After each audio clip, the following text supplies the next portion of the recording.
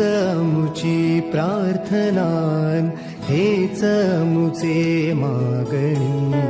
हीच अमुची प्रार्थनान, हेच अमुचे मागणी.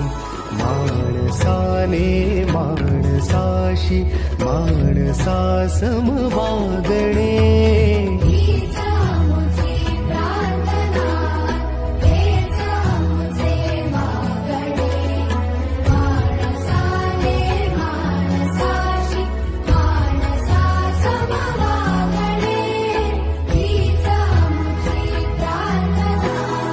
धर्म जाती प्रांत भाषा द्वेष सारे